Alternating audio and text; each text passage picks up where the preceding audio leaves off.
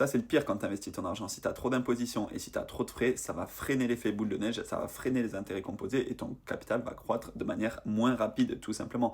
Et les frais, sur le long terme, c'est comme les intérêts composés, c'est les frais composés. En fait, plus tu vas payer de frais, plus sur le long terme, ça va s'accumuler. Enfin, une petite part de frais ou une moyenne part de frais, ben, sur le long terme, ça fait une différence énorme.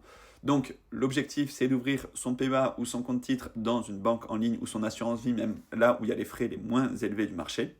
Et en termes d'imposition, si tu es résident fiscal français, commence par investir dans le PEA parce que le PEA, c'est quand même l'enveloppe fiscale très avantageuse.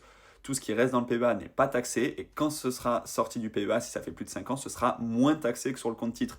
Donc là, c'est vraiment très intéressant. Si tu vas avoir des actions européennes ou des ETF du monde entier, dans le PEA, c'est génial. Maintenant, si tu vas avoir des actions américaines type Nvidia, type Apple en individuel, là, il va falloir aller sur le compte titre. Mais tu peux faire les deux. En attendant, en termes de banque en ligne, tu as Boursorama, Fortuneo, Trade Republic, Bourse Direct, XTB, tout ça, c'est des brokers qui te permettent d'ouvrir un PEA.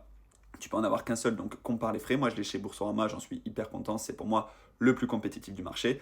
Et en termes de compte titre, j'en ai un chez Boursorama, un chez Trade Republic, un chez DeGiro. Tu peux en avoir plusieurs. Là, pour le coup, le fait qu'il n'y ait pas d'avantage fiscal fait que tu peux en avoir plusieurs dans différentes banques et ça t'invite à faire jouer la concurrence. Je te mets un code pour Boursorama si ça t'intéresse pour avoir les 150 € de prime à l'ouverture.